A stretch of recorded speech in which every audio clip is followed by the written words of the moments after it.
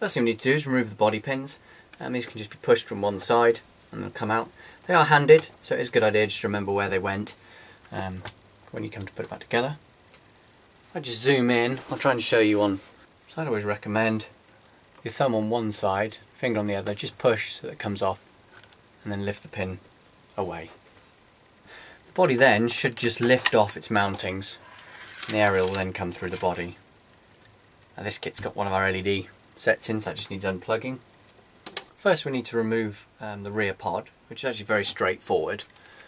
I'd always recommend disconnecting the motor at this point. You'll see there are just some small connectors. They should just pull apart like that.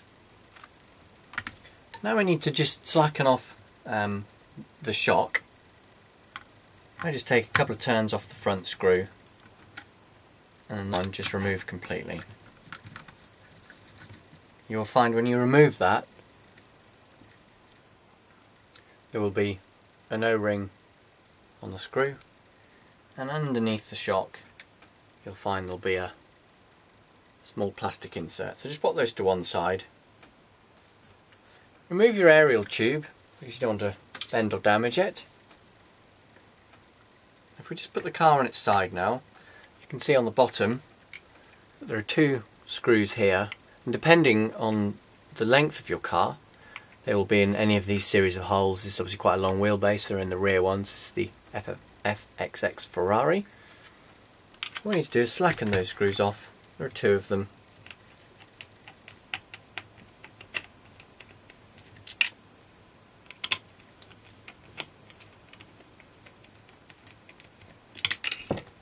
With those removed, that pod will just come away from the main chassis. So now you can pop the chassis to one side, and then we're left with our rear pod to then disassemble. First thing to do, remove the driving wheels. If you hold both the tyres, pop the spanner that comes with the kit and turn anti-clockwise, so to the left, you'll find the nut will stay inside the spanner. Turn the unit round, again hold both tyres and remove the nut. They can now go to one side. These wheels will then pull off. One side on the near side you'll find there'll be a small end cap, and the other side there won't. Now we need to disassemble this pod to access the motor. So the first thing we need to do is remove the differential cover. Just stand the motor up on its side. You'll find there's two small screws. Just turn those and again pop those to one side.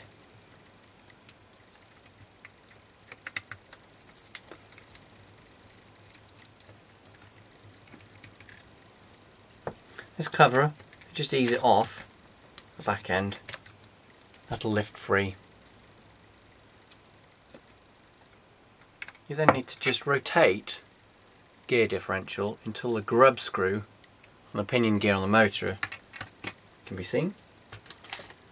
Then with a 1.5mm X wrench, just undo that to the left anti-clockwise and that'll come free. The gear diff will then just lift off, put to one side.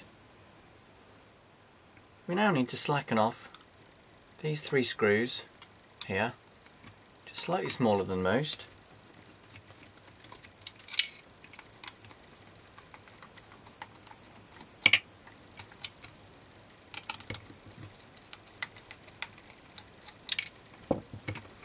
And now on both sides we just need to remove these two screws. They're opposite each other.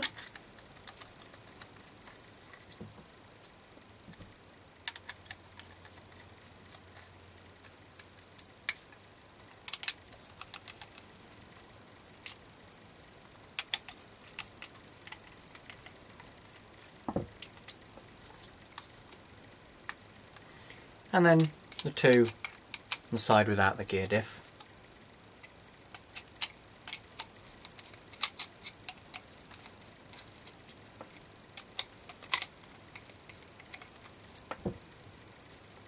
This pod will now pull off, and that will come out complete.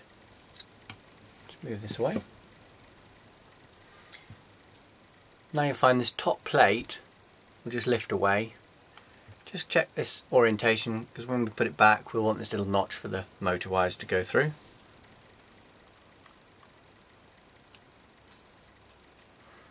Now to remove the motor, you'll see there are two screws here. You just need to slacken off. Don't need to come out completely and the motor will come free. And the motor comes away from the mounting. So the tricky bit is now trying to get these very small pins, I can see those, out from the drive shaft to replace the two bushes that are in here. Now to do this, I would recommend removing this casing. Just got three small screws and actually taking this back portion out. So if we do that,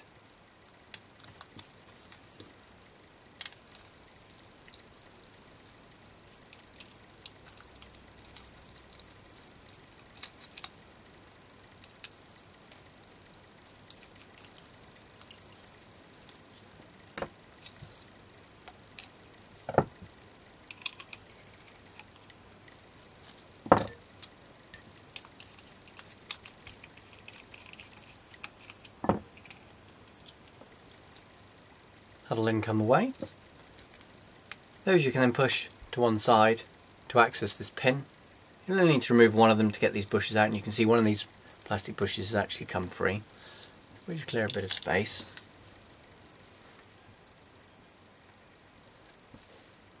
We'll need a small block of wood, a hammer, and I've got a 1.5mm old drill bit that we use as a punch. So pop it on the edge of the wood. You just need to tap the pin through so that it's all coming out one side. You can then line up the drill bit .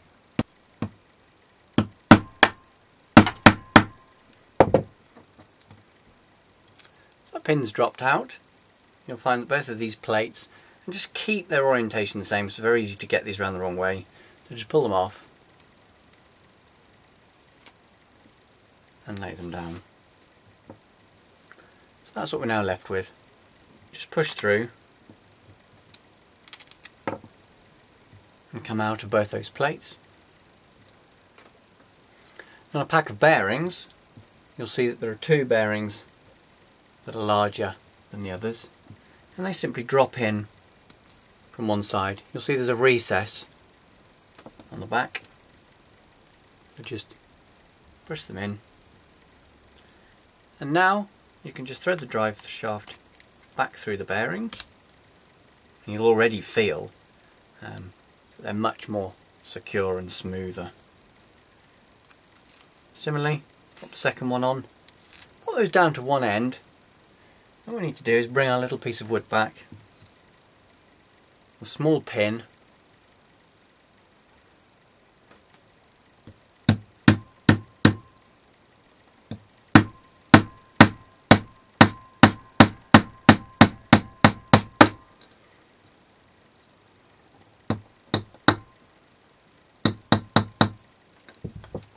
what you're aiming for is to get equal amounts of pin through both sides of the shaft.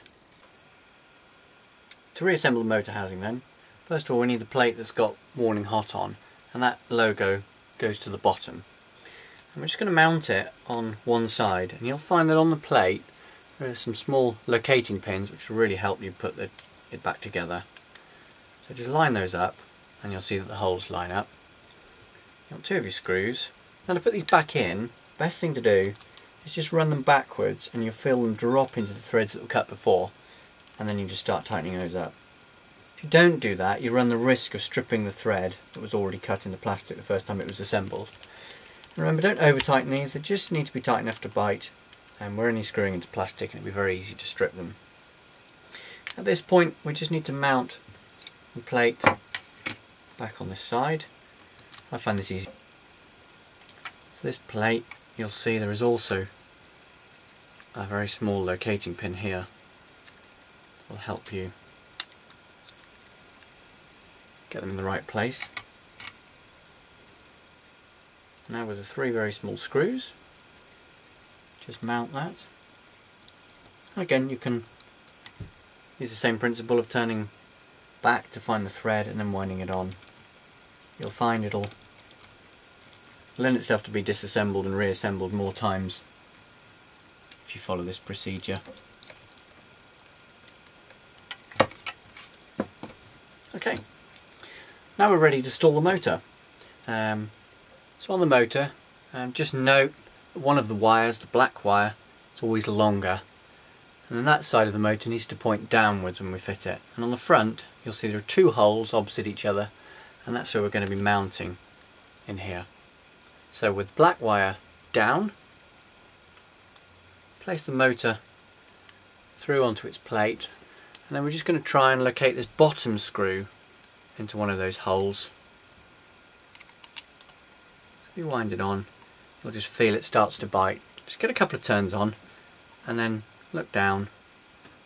You just then want to locate the top one, and again get a few turns on. You don't want to over tighten these, you just want it to be tight enough to hold the motor sort of square when we set the gear mesh in a minute. Okay, we can continue to reassemble. What we need to do is put this pod back on the bottom, and again there are some holes for pins to line up. Get those in place. The important bit is this top plate. You want to make sure that the wires come through this hole and they're not pinched at all.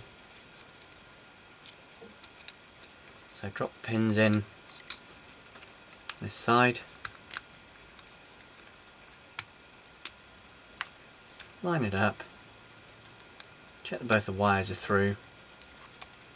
Once you're happy, you can hold that and just see that everything lines up. You just want to pop 1 screw in each of the sides just to make sure that it's all held in place.